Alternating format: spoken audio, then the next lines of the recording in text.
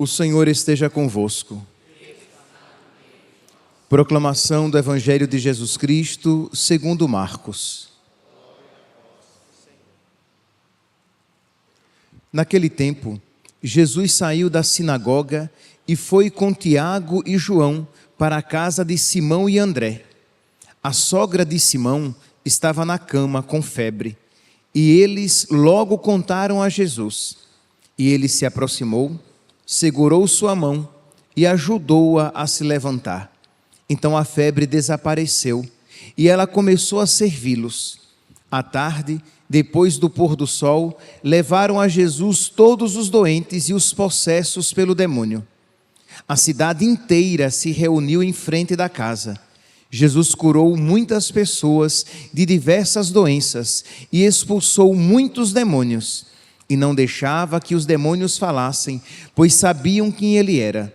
De madrugada, quando ainda estava escuro, Jesus se levantou e foi rezar num lugar deserto. Simão e seus companheiros foram à procura de Jesus. Quando o encontraram, disseram: "Todos estão te procurando." Jesus respondeu: "Vamos a outros lugares, às aldeias da redondeza. Devo pregar também ali, pois foi para isso que eu vim." E andava por toda a Galileia, pregando em suas sinagogas e expulsando os demônios. Palavra da salvação.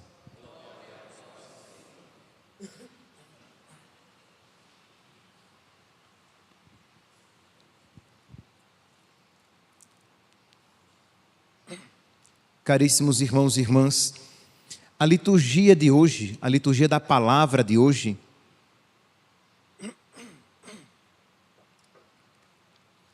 nos apresenta duas dimensões da vida de Jesus, da sua vida aqui na terra. Vemos com clareza tanto no Evangelho como na primeira leitura. No Evangelho nós vemos já de imediato essa atitude misericordiosa de nosso Senhor. Então a primeira dimensão é a misericórdia. Diz aqui que Jesus, ele se aproximava dos doentes, dos miseráveis, ele tinha misericórdia, ele se deixava tocar pelos miseráveis, inclusive neles tocava. É interessante que, segundo as prescrições, as leis judaicas, algumas doenças, por exemplo, a lepra, era proibido que se tocasse em um leproso. Por quê? Porque ao tocar em um leproso, a lepra, a contaminação da lepra vem para aquele que tocou. E com Jesus acontece exatamente o contrário.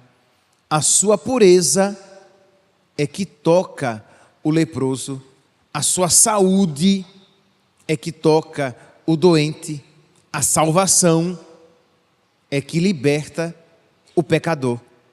E isso aqui nós vemos de uma maneira bem clara que São Marcos faz questão de enfatizar. Ele diz que Jesus segurou sua mão, segurou a mão da sogra de Pedro, segurou sua mão e ajudou-a a levantar-se. Então, a febre desapareceu, com o toque do seu corpo.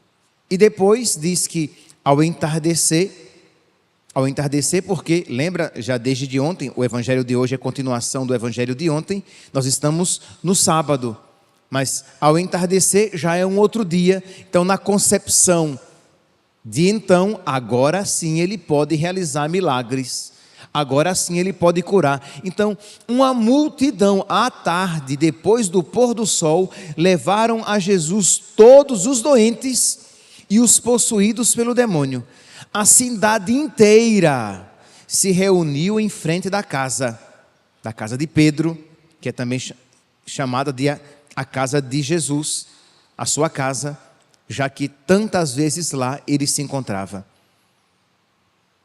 Jesus curou muitas pessoas de diversas doenças e expulsou muitos demônios. E não deixava que os demônios falassem, pois sabiam quem ele era. Então Jesus aqui, essa disponibilidade, ele dá o seu tempo, ele dá a si mesmo, ele é acessível, ele é misericordioso. Mas ao mesmo tempo, nós vemos este outro aspecto, essa outra dimensão da vida de Jesus, aqui neste Evangelho. Diz aqui no versículo 35, estamos no Evangelho de São Marcos, capítulo 1, agora versículo 35. De madrugada, quando ainda estava escuro, Jesus se levantou e foi rezar num lugar deserto. Isto é, esta outra dimensão, esta contínua procura de Jesus do Pai. Ele quer estar unido ao Pai. Ele quer estar em comunhão com o Pai. Isto é, Jesus, que na sua vida terrestre, Jesus que com a sua encarnação, ele quer estar unido ao Pai com esta humanidade nova por ele assumida. Porque sem deixar de ser o que era, ele se tornou o que não era. Ele não era homem. Ele não era ser humano. Então, sem deixar de ser Deus, tornou-se o que não era, tornou-se homem, na sua única pessoa divina. Pois bem, então Jesus, na sua humanidade, ele quer estar perfeitamente unido a Deus. Então, ele vai rezar para que na sua humanidade, ele veja a vontade do Pai e possa fazer aquilo que ele disse quando entrou no mundo: eis que venho fazer com prazer a vossa vontade, Senhor. Então Jesus ali vai para um lugar deserto para se manter em oração, para se unir na sua humanidade, se unir cada vez mais a Deus, para, vendo a vontade de Deus, fazê-la perfeitamente, e nos dá o exemplo da nossa necessidade de oração. Nós precisamos rezar para descobrir a vontade de Deus. Nós precisamos rezar para amar a vontade de Deus descoberta, que você pode até saber em que consiste a vontade de Deus, mas não amá-la.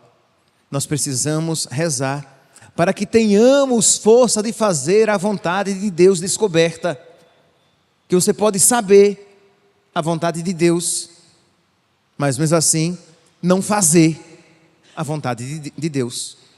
Então eu preciso rezar para saber, eu preciso rezar para amar, eu preciso rezar para ter forças para fazer com prazer a vontade de Deus.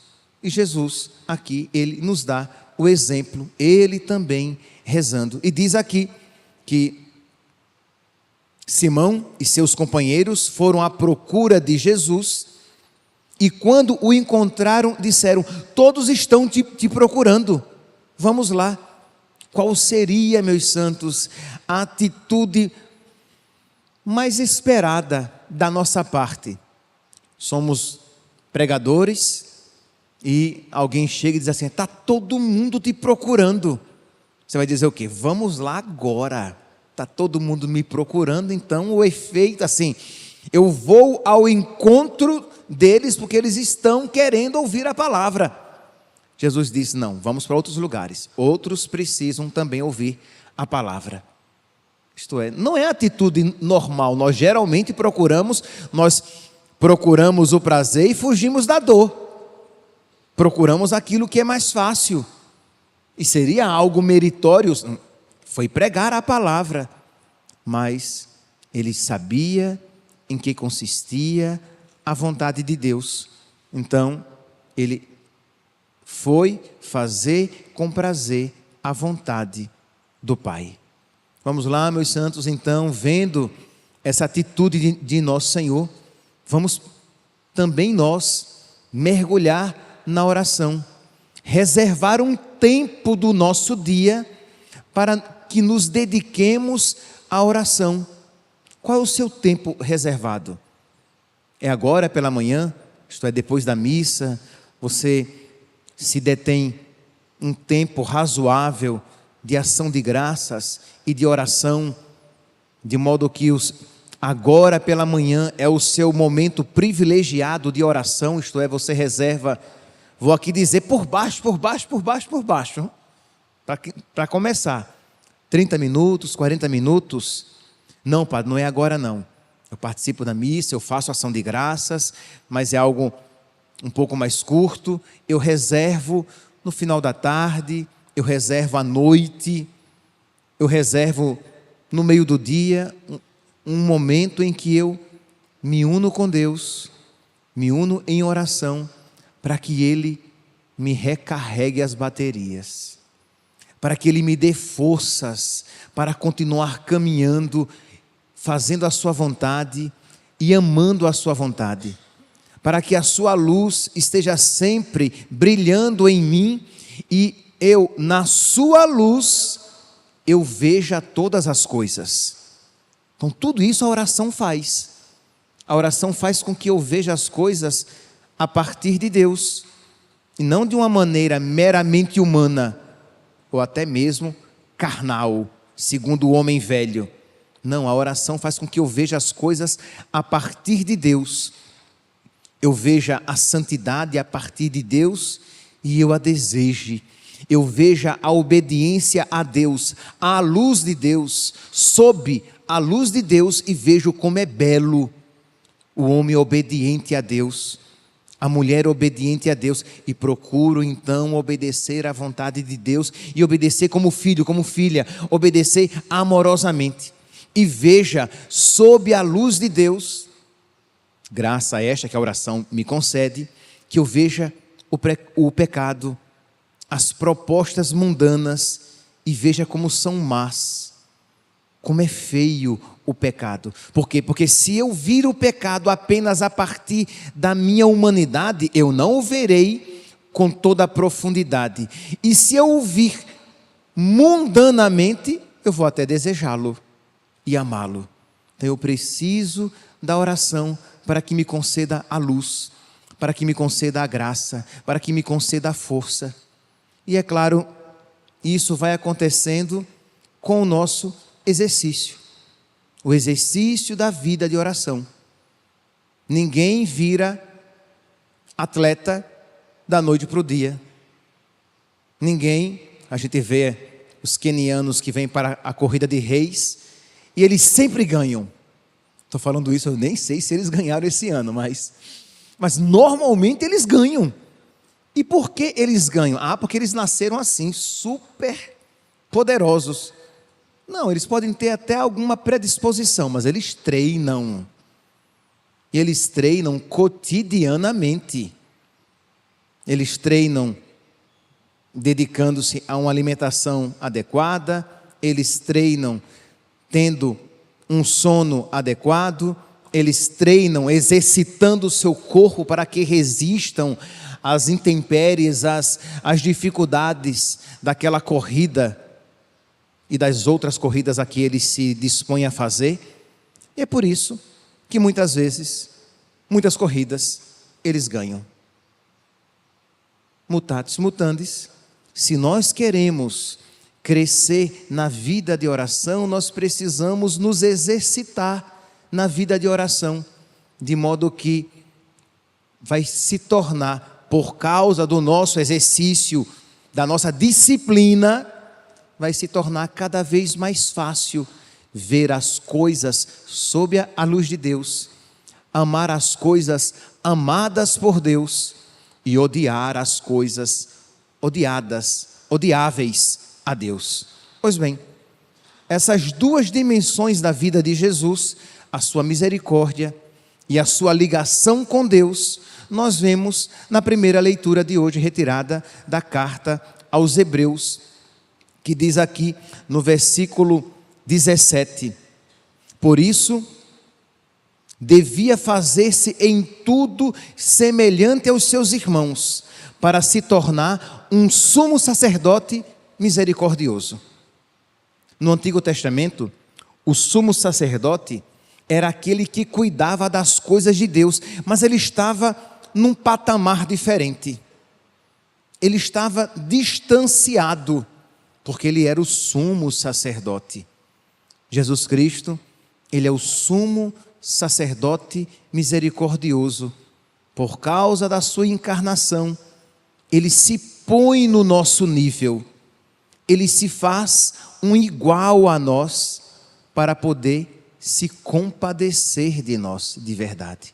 Então ele é o sumo sacerdote, isto é, ele está ligado a Deus, ele tem uma ligação única com Deus, como diz aqui, para se tornar um sumo sacerdote misericordioso, digno de confiança nas coisas referentes a Deus. Ele é digno de confiança nas coisas referentes a Deus, não tenhamos dúvidas, ele está ligado com Deus, como nenhum outro. Mas ele é misericordioso, ele se compadece de nós. Ele é tão misericordioso que ele quis se compadecer de nós. E a única maneira de compadecer era fazendo-se homem. Que como é que ele poderia padecer de uma maneira semelhante à nossa, assumindo uma natureza semelhante à nossa, para que pudesse se comover, para que pudesse chorar, para que pudesse por nós jejuar, para que pudesse por nós sofrer. Por isso que São Francisco fala, que Deus escolheu os sacerdotes para ouvir, para que eles ouçam a confissão e não os anjos, porque os sacerdotes podem se compadecer. Isto é, quando um sacerdote ouve um pecado, ele vê que ele é também capaz de pecar. Quando o sacerdote vê a fraqueza, ele se compadece, porque ele também é fraco. Pois bem, Jesus assumiu a nossa humanidade para não apenas experimentar a limitação da nossa humanidade, mas quis carregar sobre si os nossos pecados para se compadecer com toda a propriedade, porque ele é o sumo sacerdote misericordioso. Que nós hoje então, meus irmãos, olhando para este sumo sacerdote misericordioso, cuja palavra estamos ouvindo, cujo corpo e sangue iremos receber, peçamos a ele que tenha compaixão de nós. O Evangelho diz que muitos doentes e possessos foram colocados à sua porta. Ele curou a muitos. Peçamos que nós estejamos incluídos entre aqueles muitos. Quantas doenças, meus irmãos, temos? E aqui repito aquilo que ontem disse: se você não se reconhece doente, se você não se reconhece necessitado de cura, você não recebe a graça. Se você não se reconhece possuído por espíritos maus, entendam aqui, eu estou usando a expressão de uma maneira bem ampla, não estou dizendo que ninguém está possesso no sentido estrito da palavra, mas eu estou falando aqui quantas influências más de espíritos maus existem na nossa vida. Pois bem, dobre os seus joelhos diante do sumo sacerdote ligado a Deus, porque é o próprio Deus, e misericordioso, não afastado de nós, e apresente as suas mazelas, as suas perturbações, as suas limitações, as suas doenças, aquelas dificuldades para as quais você humanamente não tem mais solução, mas que Ele pode, com o toque da sua mão, absorver e transformar. Assim como com a sua pureza Ele purificava o leproso, com a sua saúde Ele curava o doente, com a sua luz Ele expulsava as trevas, com a sua graça Ele pode transformar o seu coração os nossos corações, as nossas almas, desde que, com toda a confiança, nos coloquemos diante daquele que é o nosso sumo sacerdote misericordioso. Louvado seja nosso Senhor Jesus Cristo. Para sempre seja louvado.